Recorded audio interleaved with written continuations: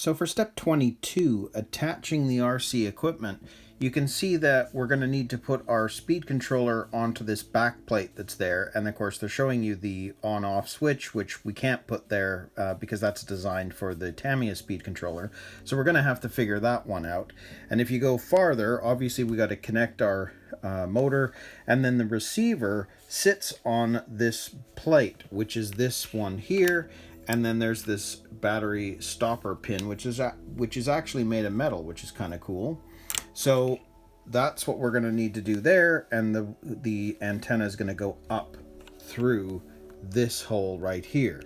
So I'm going to set this up because there's our speed controller, there's our receiver, and then there's the plate that we need to put all that on. So I'll set it up and let's put this together.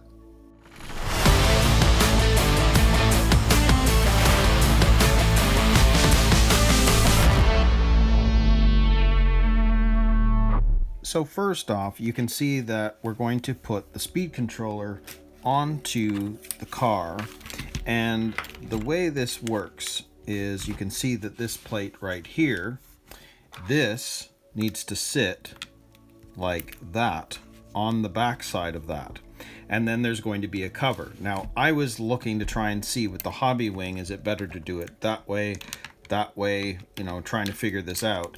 And if you go further into the instructions, you pretty much do have to have it sitting this way, because the battery cable needs to be able to go to the side here, and then of course these motor cables are going to go out to the side here to be able to hook into the motor.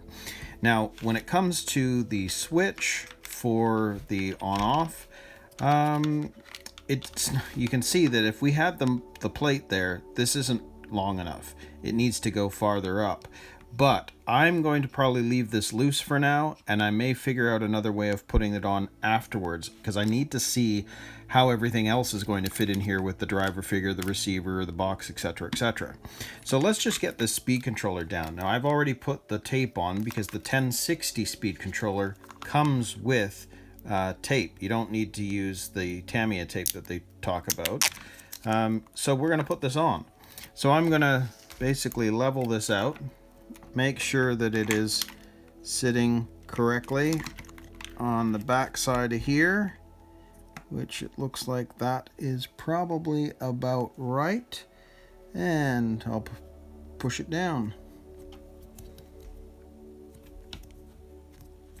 So there we go. There is the speed controller in place, and then they want you to hook everything up with the cables. Now I'm not quite going to do that yet. I want to see how everything else kind of comes together first. So again, we're going to leave that out for now. So what are we left with? Well, we've got to come down to here, and now we're going to start working on this part. So you can see that the reason they want a small receiver is because it's designed to sit in this box like that, and they want these facing that way so that you can bring it down this cable, which I think if you go into here, move it up, around, and through, that's more or less how they want it to sit. Now the other thing is, as you know, I don't use the double-sided tape because I use these receivers for all sorts of things. So and it saves me on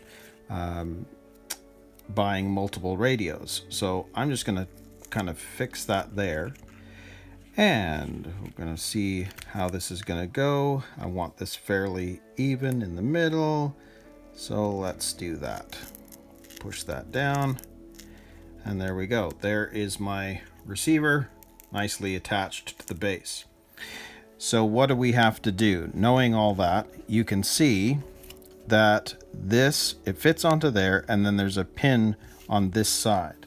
So if we look at how this sits, and I'll just move everything out of the way for now, we know that's going to need to be up. You can see that this is going to end up fitting down here because there's a pin that's got to go through that. And it might be down below too. It's kind of an interesting design. So let's just grab our pin for a second. That's got to slide through there, through there, and out the other side. So you can see that it's going to sit that way. Now this one has a similar setup where there's a pin or a screw, I think, that goes on that side.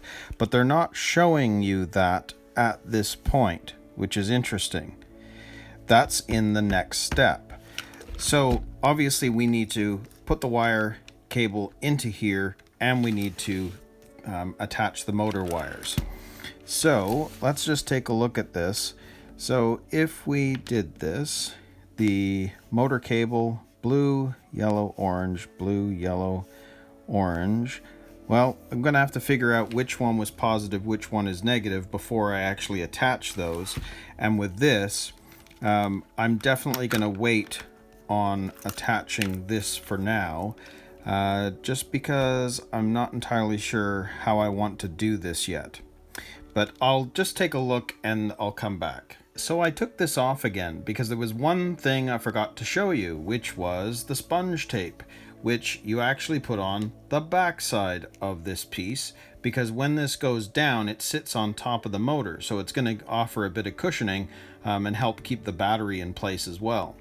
So again, if we go back to this, they're showing that metal piece. If we slide this in, grab our metal bar, slide that through, and through, and all the way to the other side. Now, I took a look at the battery cables too, just because I couldn't remember. So what you're looking at is, with this sport tuned motor, it's the red is the positive, so it's red to yellow and black to blue. So that's how you'd put that or connect that.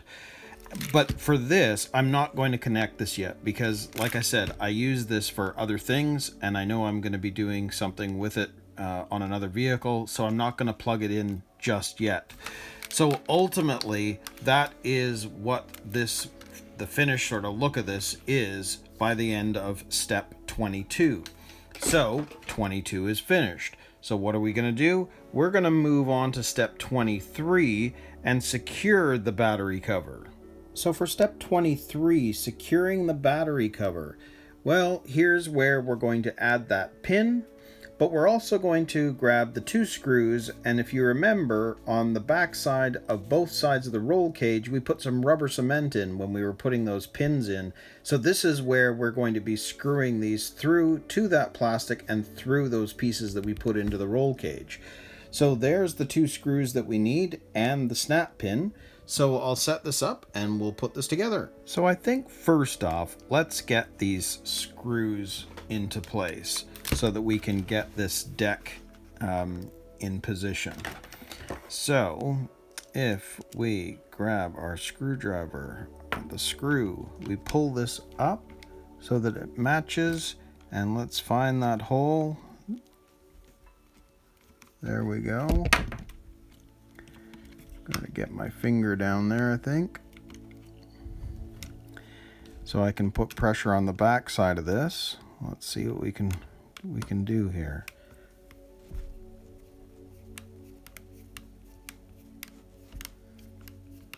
There we go.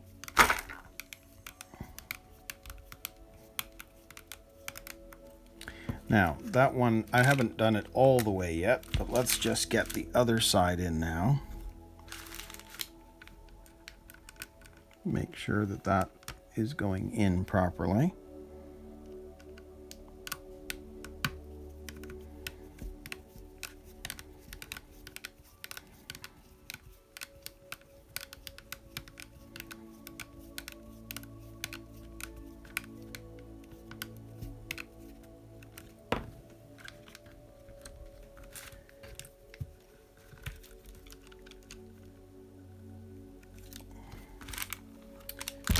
Back to this side here.